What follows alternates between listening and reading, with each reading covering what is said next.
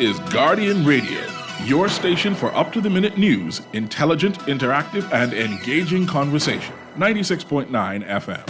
The views and opinions of the hosts and guests are their own and do not necessarily reflect the position of the management and staff of Guardian Network.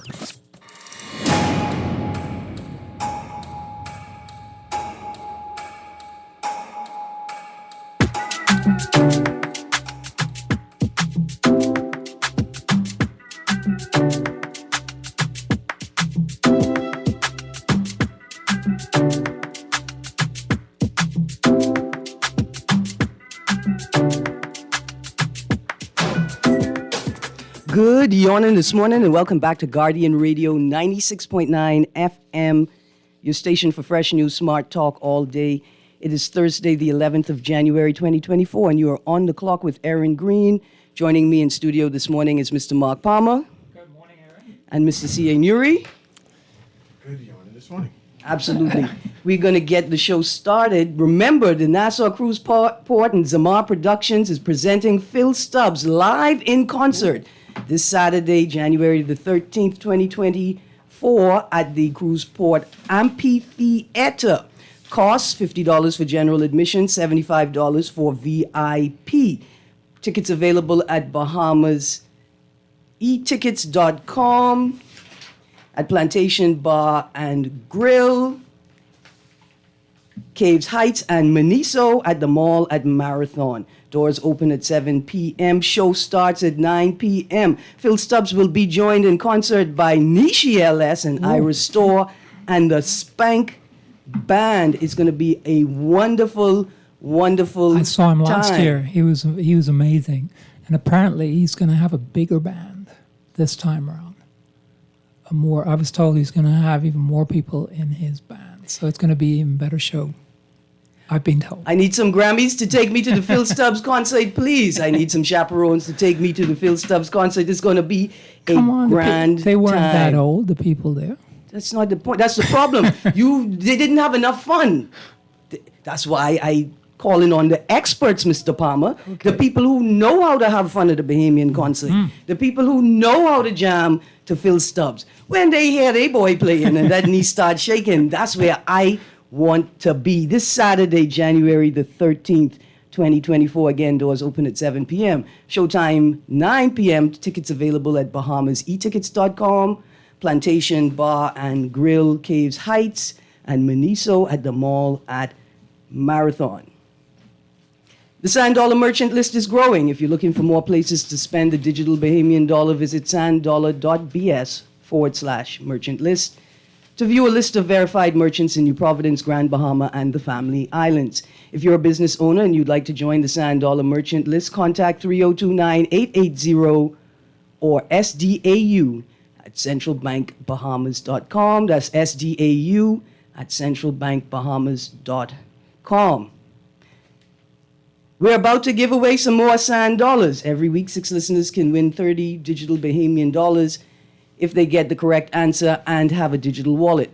When you call in, give the producer your name and cell number and wallet provider. Include wallet provider and custom names in texts. Download a digital wallet right now, because every Tuesday and Thursday you can be a winner. And today is a Thursday where you can win. Let me throw out the numbers to call: 323-6232, 325-4316, 325-4259, 242-300-5720 for our Family Island residents. The number is toll free. You can also play and win. The text line, powered by BTC, 422-GR96. That's 422-GR96. Producer, let's go to this call before, okay, the call is gone. Again, the numbers to call for the trivia and to join the conversation: 323-6232, 325-4316, 325-4259, 242-300-5720, toll free for Family Island residents. And text line 422-GR96. First trivia question for the day. Which public holiday commemorates the end of apartheid in the Bahamas? Which public holiday commemorates the end of apartheid in the Bahamas. Again, 323-6232, 325-4316, 325-4259, 242-300-5720. Producer, the lines are lit up. Let's go to that first caller. Good morning, caller. You're calling to answer the trivia? Is it Emancipation Day? No, ma'am, it is not Emancipation Day.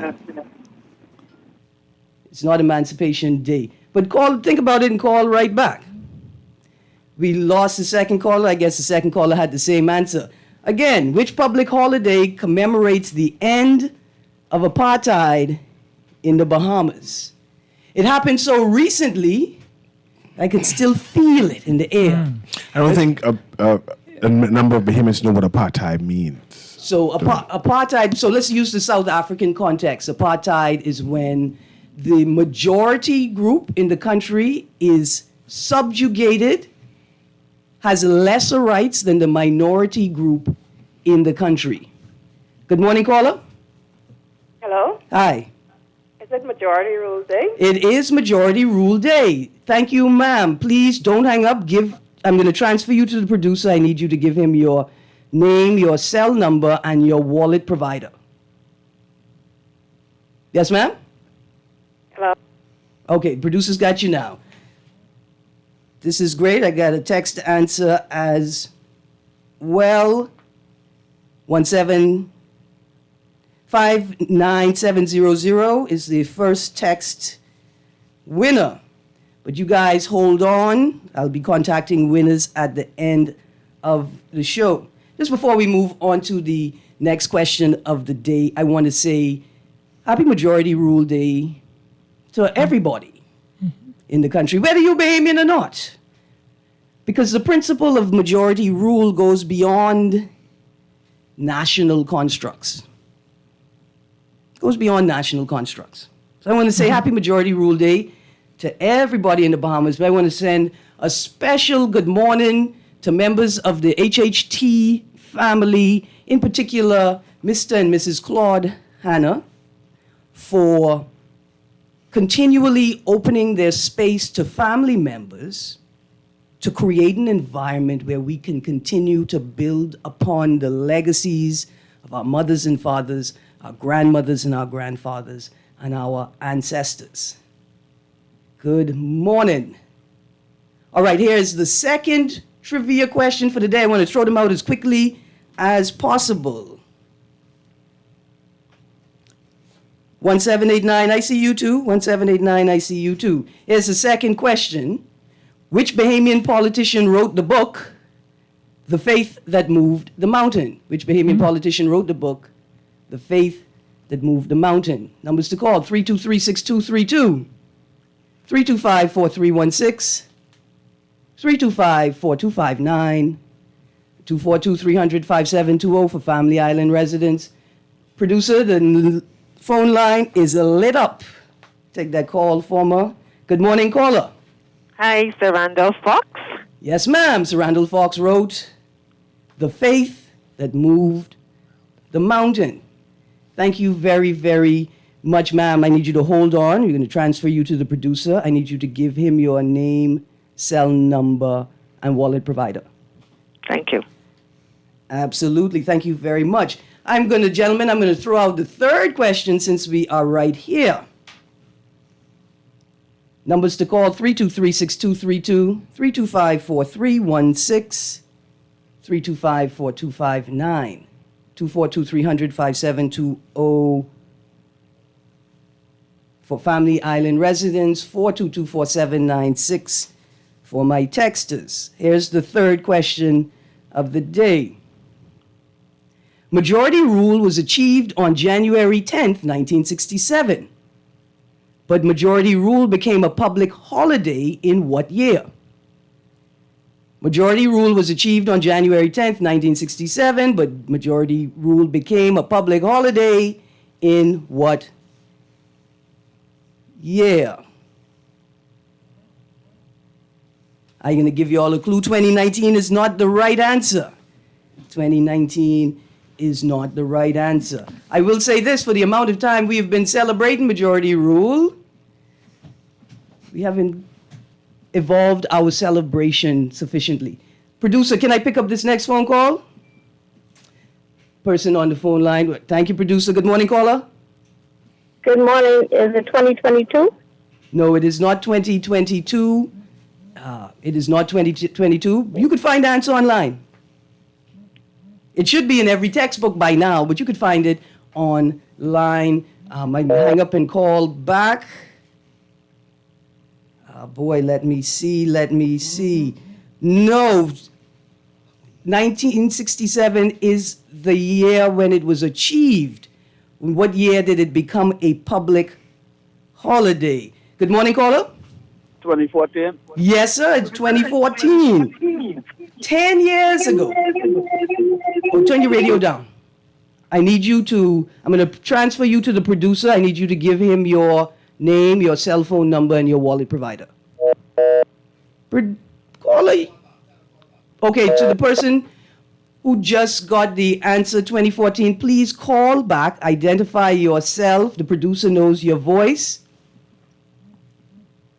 And the producer will take that call. You can only win once per trivia. You can only win once per week. All right, I've got a text answer. We got the answers, 2014, 10 years ago. All right, I'm going to throw out one more question. I want you to know that text answer came in before the caller. One more question. I'm switching it up a little bit. Which two NFL Super Bowl contenders for this year's Super Bowl do not have to compete this weekend in the wild card games? Which two 2023-2024 NFL Super Bowl contenders do not have to compete this weekend in the wild card games? In the wild card games. That's the last question of the morning. Numbers to call 323-6232, 325-4316, 325-4259, 242-300-5720. Which two NFL teams vying for Super Bowl champions do not have to play this weekend in the wild card games? Gentlemen, as we wait for that answer to come in, there's lots to talk about this morning.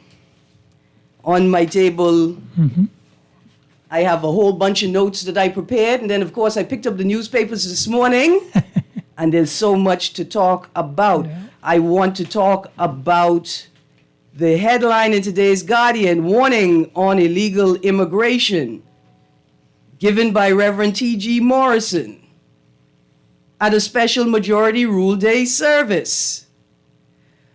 Wow, I want to talk a bit about that. In today's Tribune, government broke whistleblower protection. A top civil servant is alleging the government violated the Freedom of Information Act's whistleblower protections by intimidating and sidelining her after she sought to highlight, quote unquote, wrongdoing. Another headline, Davis tries to explain Mitchell, but recording doesn't match. At this moment, I would like, if anybody has a copy of Fred Mitchell's cover of The Gambler by Kenny Rogers, I'd like it. It's in a voice note that Fred Mitchell would have issued in the midst of the Kirk Cornish crisis. I'm not saying it's related to the Kirk Cornish crisis. I'm just trying to build a timeline. It is the Fred Mitchell cover of The Gambler by Kenny Rogers. The part where he said, you got to know when to hold 'em. You got to know when to fold 'em. You got to know when to walk away and when to run. I like the Wyclef Jean version. So you got to count your dumplings. Well, they're all on the table. If anybody has a copy of Fred Mitchell's cover of The Gambler by Kenny Rogers, I'd love to hear it. Voice note.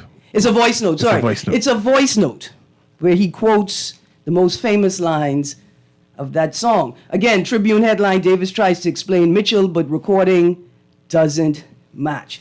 In fact, gentlemen, I have notes prepared on freedom of information. I had them prepared to talk about last week. I didn't focus on them because I believed that this is merely a distraction. I said it.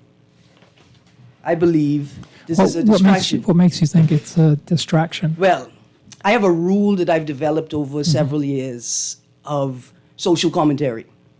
When they point left, You look right. I look right, up, down, inside, outside, to the heavens, and to the place where we don't want to go. I look all around before I focus on where they're pointing. It's just something I practice. There's nothing in particular.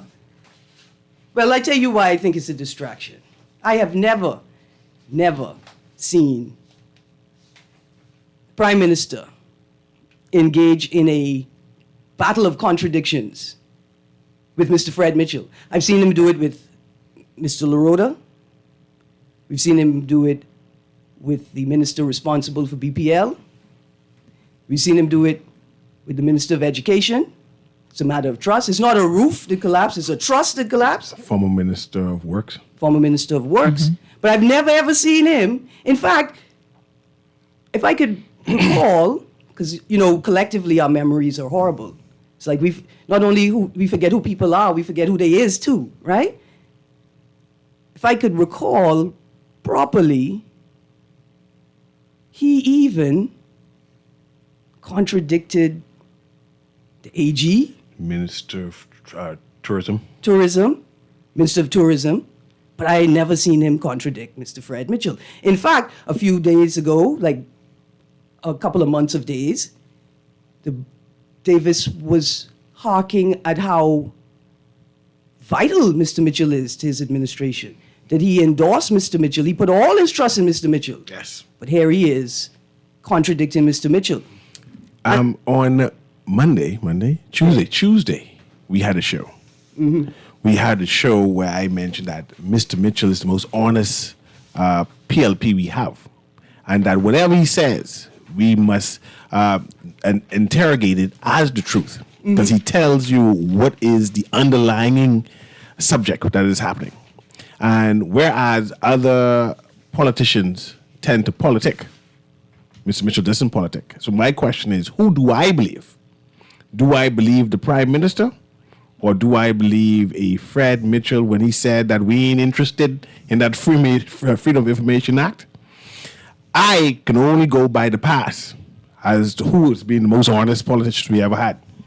And that's Fred Mitchell. Someone lying, and I have my trust in Mr. Mitchell. Really? Yes. You don't lie about nothing. He'll tell you how it is. You don't have to like it. You don't have to like it, but he can say what it is. Well, see, this is why I say it must be a distraction. There's no way that this is not orchestrated. Because surely the Prime Minister knows and understands the millions of dollars that have been poured into creating the infrastructure, both human resource and technical and physical resources pulled together to bring the project to this point. Mind you, this conversation started with the Prime Minister because no one basically asked the Prime Minister. I use that loosely, right? Because the media kind of directed the question to him. The idea, he said that this is not on the agenda at this present time. He could have said that we're working on it and the conversation is going to be dead. But he made a statement. This is not on the agenda. We have more important things to concentrate on. Full stop. Right, but see, that doesn't make sense because you risk losing the resources that you've already put in, all three, the physical resources, because you're paying rent, you're supporting offices, the function of offices somewhere. You're going to lose the human resource. You're going to frustrate people who have dedicated themselves to a particular policy project, and you just have them sitting there waiting, right? The conclusion is, did the Prime Minister give a date? Or when he anticipate this act is going to come to fruition? This act already passed. We have to go back to the original, the last election. We have to go back to what each party said, what each party said with regard to that. And I don't remember them saying it was low priority, though. Just recently, he said it within 2 weeks. He said it, but at that time. At that time. Right. But now we know it's low priority. Yeah. And Right? listen, But then the office of the prime minister came back and said it's definitely a high priority thing, just that we have no date. I believe that nothing is going to come in fruition in terms of enacting it, making it come tangible, happening under this administration. When I say this administration, in the next 2 years, by the end of the election. So, and that will solidify the claim of Fred Mitchell.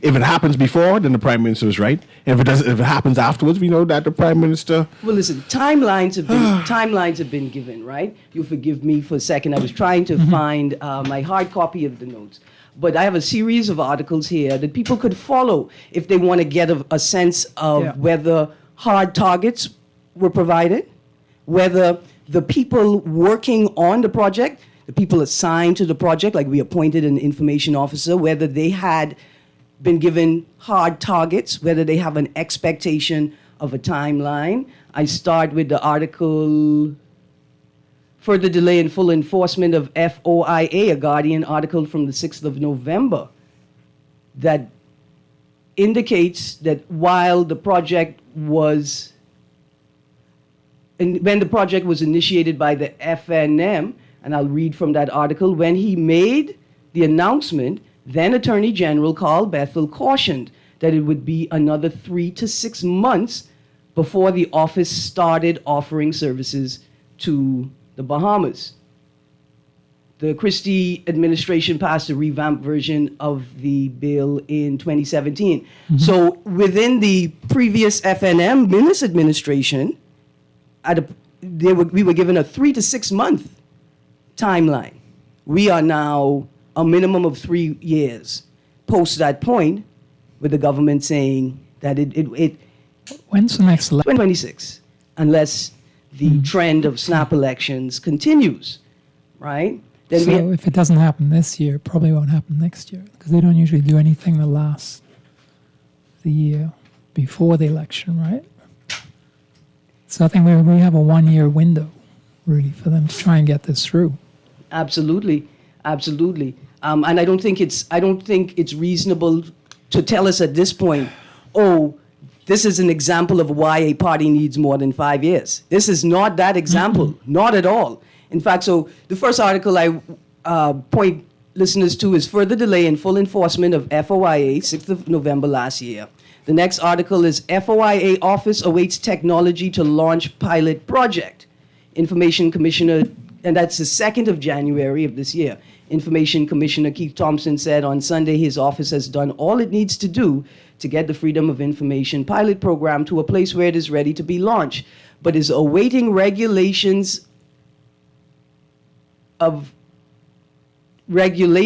and the technology that is needed to facilitate requests. Do we order the technology? Have we? Now, the one thing the commissioner says is that he cannot speak to those dynamics because those are not within his purview. All he knows is that he awaits a response from the AG in terms of the regulations. I think they have to be even maybe tabled and passed, and then they await the technology. I doubt it's going to be passing, bringing fruition this term. Well, They're going to need 5 more years. when the Prime Minister suggests that it is not an urgent matter, I point back to the article, Government Broke Whistleblower Protection, in today's Tribune.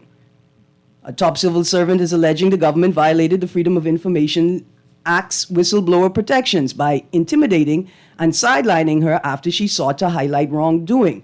Antoinette Thompson, permanent secretary in the then Ministry of Transport and Housing, until she was placed on unrecorded leave in April 2023, is now seeking exemplary and aggravated damages for alleged breaches of that law and the Public Finance Management Act after the government sought to punish her for drawing attention to alleged clear acts of public malfeasance.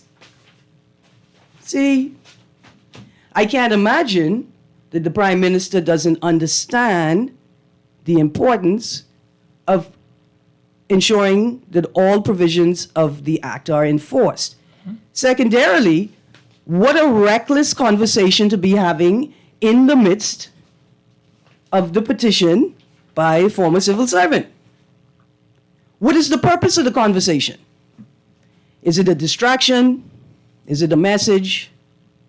But surely, freedom of information is a fundamental tenet of a democracy. Now, you may argue with me that freedom of information is not a fundamental tenet of the Westminster system. Didn't Mitchell say it's all out there anyways? I seem to remember reading from the article. He said all the information is out there. So you're telling me Mr. Mitchell is both a singer and a comedian? I mean, I'm going to try and find it so I can quote it directly from the article. We oppose FOIA deal. Progressive Liberal Party, and this is the 5th of January, 2024, Progressive Liberal Party PLP Chairman Fred Mitchell said yesterday the David administration opposes the idea of the Freedom of Information Act, claiming it's nothing more than a bunch of public relations because there is no issue with access to information in the Bahamas. Stick a pin. Okay, at this point in time, I never thought I would say it, but perhaps it's time for Mr. Mitchell to resign What? as Minister of Foreign Affairs. So who you would do? At this point, I don't care. No, I care. Let a chair run it. What? Let a chair run it. Let me repeat the sentence. Mitchell's comment, oh, here we go. The chairman said yesterday the Davis administration opposes the idea, claiming it's nothing more than a bunch of public relations because there is no issue with access to information in the Bahamas. Bang. Of course, there's an issue with access to information in the Bahamas. Not just that, there's an issue with how people access information in the Bahamas. There's an issue with information that should not be published being published, and there's an information that should be published not being published. There's an issue with information that should be documented publicly, posted publicly. It's not posted publicly. Government agencies still posting pictures of press statements to social media platforms. Can you not post an actual document pasted by journalists, by students, by the average reader? Stick a pin, callers on the line. Good morning, caller. Erin, good morning, CA. Good morning. I think we as Bahamians need to get to the point where we stop accepting mediocrity as an excuse for not executing the things that was promised on the campaign trail. You know, the current administration has been in opposition prior to coming to government in the last election. All of these issues that we discuss on this radio from time to time, day to day, whatever, have been issues and concerns that we, the Bahamian people, have been asking sequential governing parties to address and come to some resolution so we can take them off the table and move on to the other more important things as we progress this country forward, upward and onward. It is sad that still today, in office as a governing party now, these things, all of these studies that should have been done, you promise these things, we should not be seeing solutions. We should not still be discussing these things. Freedom of information just is just one aspect that the Bahamian people have been asking for quite some time to be enacted. Also, along with that, the new Whistleblower Act that we have also been asking to be enacted there seems to be no semblance or no urgency to bring these things to a resolution. So what I'm saying in essence is these 5-year term governments, we need to stop them. Any government that is serious about the affairs of this country should look beyond 5 years and start instituting a 15, 20-year plan that regardless of what administration comes into governance, as long as the criteria has been fleshed out, and there is meat enough on the bone to carry the legislation over, then we need to have these things done. The taxpayers' money, in closing, has been wasted from time immemorial on these studies that have been done. Things are sitting on the shelf that can be executed and implemented, but because the powers that be obviously got skin in the game, whereas if they were to implement or touch them, it affects their bottom line, i.e. power and money, that they are not going to implement these things. And we as Bahamians, we are sick and tired of both of these administrations that have served this country over the past, especially over the past 30 years. It is totally ridiculous. This country has no progress. Absolutely. Thank you very much, caller. And while I believe firmly that this is a distraction, it's also one of the most important conversations that we're going to have in the country. The idea of freedom of information. Who deserves access to it? How does the government locate itself in the country and the process of governance? Who has a right to access to the information? And if a government works for me, the citizen, why don't I have access to most of the information? There's some things I understand because of the nature of the information and the means of disseminating the information that we citizens can't get access to everything. But what's happening here is absolutely ridiculous. I can get back to it because I got about 3 callers on the line. Good morning, caller. Good morning, caller. I'm sorry that we lost you. Let's go to the next caller. Good morning, caller. A pleasant good morning, Ms. Greene. Morning, Sparky. How you do? Good morning, ma'am. But first of all, Ms. Greene, I want to ask you a question. But first of all, I would like to say, I take you as a down-to-earth, open, honest, and fair person when it comes to being an individual in our community as well as a talk show host. You and some people that I would like to name, I call them fair. One of the questions I would like to ask you is, if you give me a moment, when are you going to have a real open line show? When you say Sparky, this what you decided to use your time on the radio for, to ask me when we have a real open line? I got about 7,500 words that I want to speak today, and I'm trying to get them out. Good morning, caller.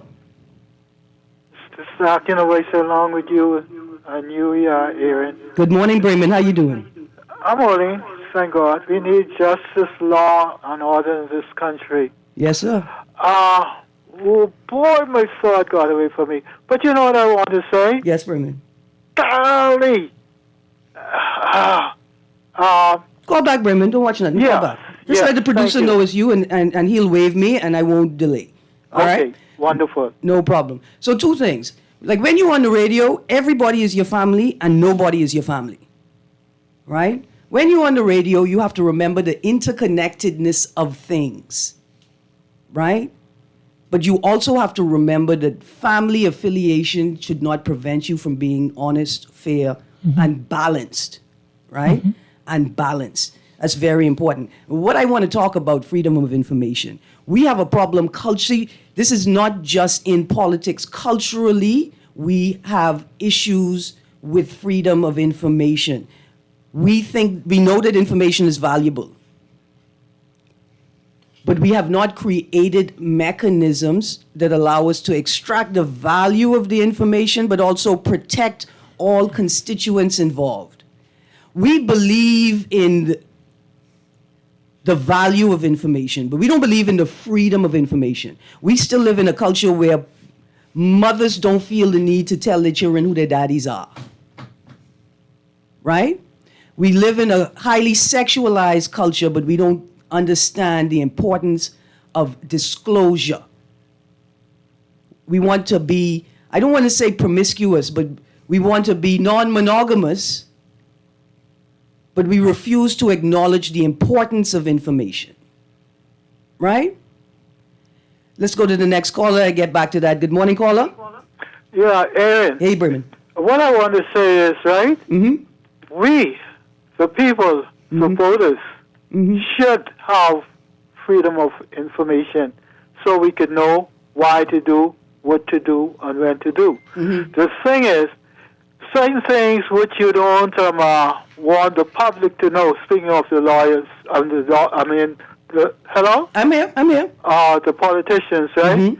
You put it in law and make it classified, you know what I'm saying? For a number of years, yeah. Yeah, and teach it to the public, the Bahamian public, so when push comes to shove, they will have a problem with knowing what not to ask for, you see? Yes, sir. Because certain things are being classified. Yes, sir. Thank you. Absolutely. See, collectively, we have short memories. It's a symptom of a collective trauma. If you understand how close we are. See, that's why this majority rule, the tie-in is so important. When you realize how little time has passed since the end of apartheid in the Bahamas, since the end of enslavement of Africans in the Bahamas, you realize that the trauma is so close to us, that we have collective short memories, which is why Freedom of Information Act is important. And we're now working with governments who obfuscate, obscure, and hide information, not because of national security interests, but because of personal, political, and collective party political interests and agendas. We are destroying a country because we allow a political class to tell us what we must remember and what we should forget. We allow a political class to tell us what information should be important to us and what shouldn't. And members of parties allow their party leaders to obfuscate and obscure their own experiences for the sake of winning votes, for the sake of jockeying for power within the party. See, we're never going to get anywhere, Erin, because everything is incremental, but incremental in such small little steps that everyone can say, oh, yeah, we're making a little progress towards it, but we're never going to get there. Right? And that's the big issue. You need to have a wholesale change of the system, how everything is done, incremental little things towards FOIA or whatever it is. They're never going to get us there. And here's the jokiest part. But nobody cares. That's the other thing, and they know nobody cares. No, people care. People are too frustrated and their lives have been so complicated, they do not have the time to interrogate, to find the information. The information is not put on display. You got to go and you got to know people. You got to know, in fact, you have to know the framework within which the government operates inherently restricts access to information. If you don't know somebody's private line, it's unlikely you're going to get through to an officer, to an individual person. The state of the phone systems. But let's go to this call. I want to go to this call. Caller, good morning. Good morning, Erin. Good morning, cousin. How you doing?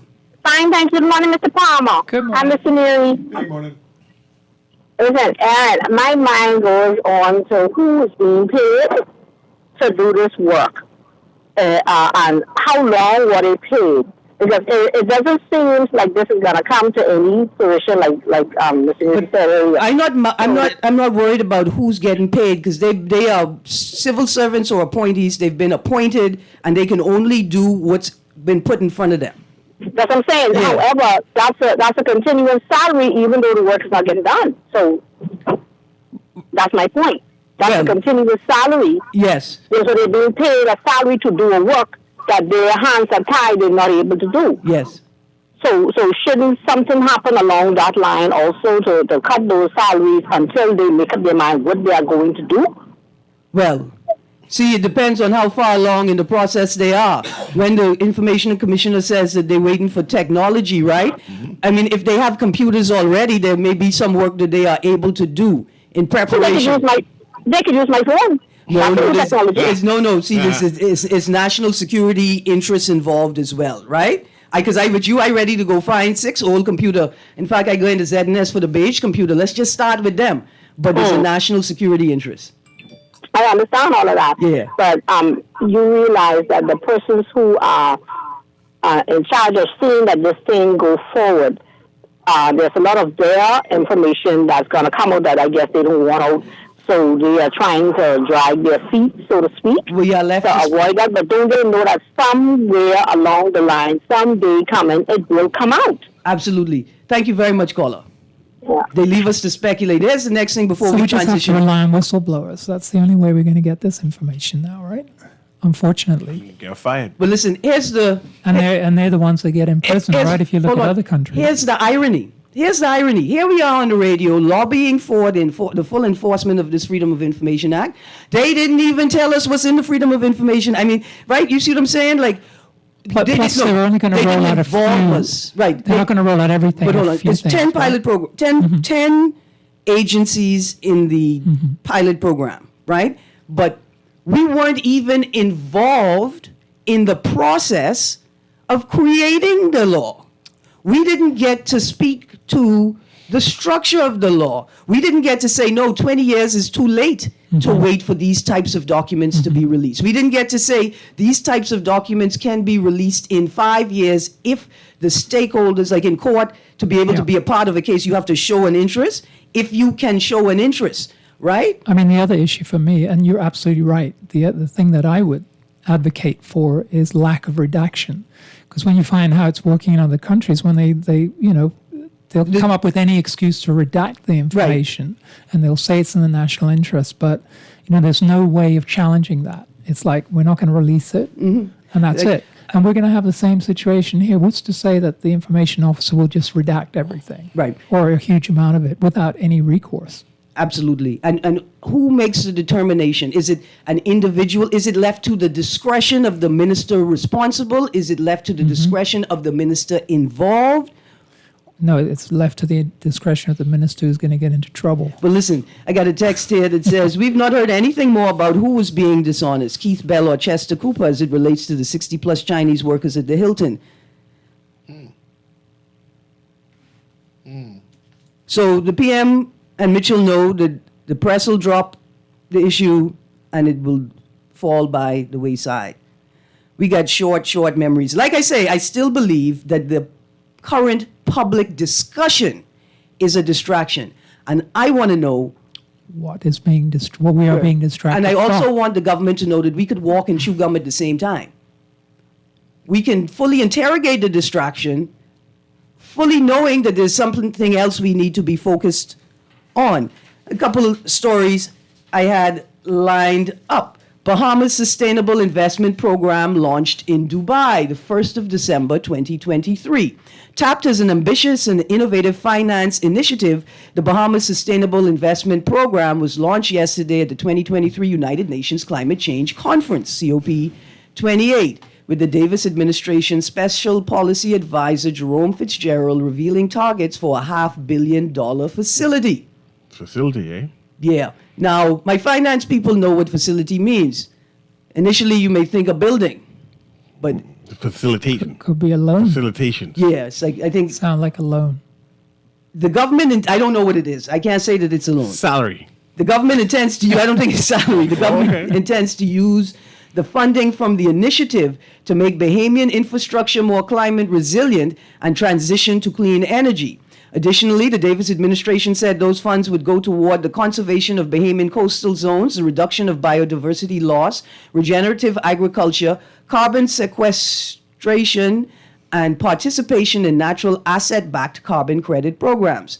Addressing the launch event in Dubai, Fitzgerald said the initiative will strategically mobilize high-quality investments that will meet environmental, social, and governance indicators and serve as a demonstration of private sector actors and government working together for strong climate action.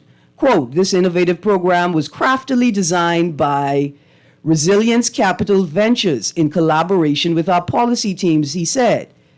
Quote, BCIP has been positioned to encompass emerging initiatives and priorities for the Western Hemisphere as outlined in the Nassau Declaration and the Bahamas Declaration. We have a Nassau Declaration. Apparently we do.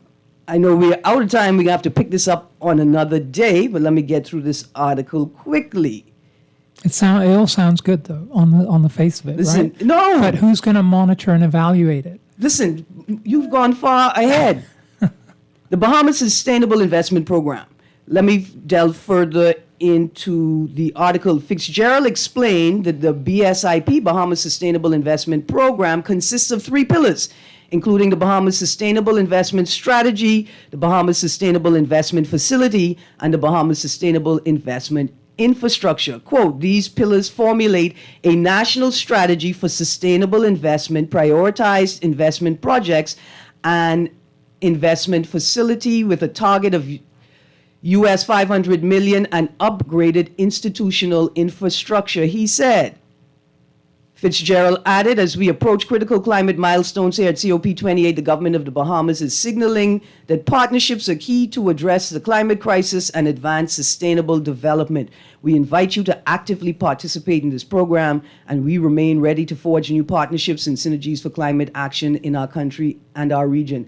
I, for one, am grateful because If people are going to be sleeping on the beach, then at least we need some more low tide.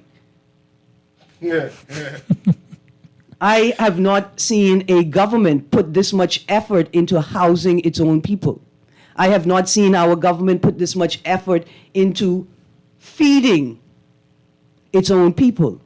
Not just that, what concerns me is I have a feeling we're talking about the National Investment Fund, but nobody mentions the National Investment Fund in this article, which is cool because they're not talking to us about perhaps one of the greatest financial initiatives launched by the government. I got a text here that says, first of all, how Jerome get job? I digress. I too, texter, was concerned when I saw that Mr. Fitzgerald had been appointed as a special advisor in the deliverables unit in the office of the Prime Minister. Mind you, perhaps he has a great track record of delivering things. I'm going to go back to the text, but my thing is these gentlemen continually show us they're not on the same page at all. There's another article, a couple of articles you can read to follow up and learn more about the Bahamas Declaration and the Nassau Declaration. Special Policy Advisor Jerome Fitzgerald's remarks at the Bahamas Sustainable Investment Program launch at COP28. This is from the Office of the Prime Minister, posted the 30th of November. Another article, Historic Milestones, OAS announces Nassau Declaration, Inter-American Climate Action Plan, and Bahamas Climate Finance Declaration from the Office of the Prime Minister. I just want to say this one thing. I know that y'all are all very busy in the Office of the Prime Minister. Without a doubt, you are working. I remember the words of the Chairman, MP, Minister of Foreign Affairs, though. Don't confuse activity with action. So I know a lot of y'all are working, but it is not fair nor reasonable nor decent to say if they wanted to know the information, they would go and seek it out. You have a job not just to post the information, but to make sure that people are aware that the information exists and is available. The Nassau Declaration reaffirms the commitment of member states to effectively implement the 2030 Agenda for Sustainable Development, emphasizing the balanced integration of its economic, social, and environmental dimensions. Remind me, what's our percentage of solarization in one of the sunniest countries in the world? Is it 1% or 2%? You think this BTC ain't no difference between 1% and 2% here in this conversation, Mr. Palmer? Forgive me. Listen, we are at the end of the show. To my trivia players, I am going to pass through. For the text line in particular, I have a timeline so I can get an accurate reading of the winners. I got a text here that says, but Erin, which option Fred saying he taking? Is he holding or folding? That man don't fold. Don't go into no battle unprepared. That man don't fold. He still remains our most honest politician. Always speaking what is on his mind. Absolutely. Listen, for our... He's good singer too? He apparently sings. Yeah.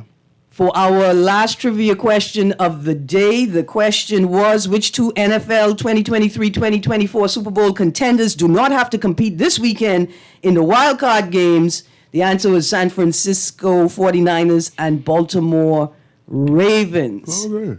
Yes, and talk more about that tomorrow. Hang on, we did have for you. It was the punch. So he was right. Right. Fred was right, but it was in the past, right? Yes. We need another punch. I also want to make a note, a concern that I've heard multiple times over the last 2 decades is that a number of initiatives, grant opportunities, scholarship opportunities come through the Ministry of Foreign Affairs via agencies like the Commonwealth Office. And people complain that the timeline with which they are released prevent the average person from being able to partake in it.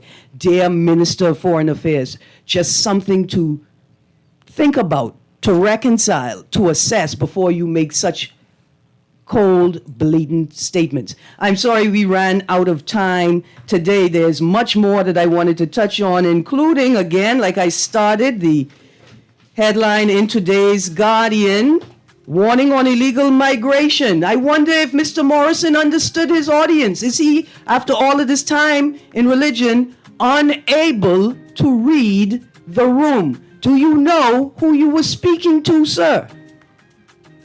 Sounds like you want to be a prophet, but you're bringing to bear that which you speak of. You guys, let me shut off this mic before I say too much more. Guardian Radio AM with C.A. Nuri is up next. Have a wonderful day, and remember, we just celebrated majority rule, the end of apartheid in the Bahamas. Have a great day and stay tuned. Guardian Radio AM with C.A. Nuri is up next.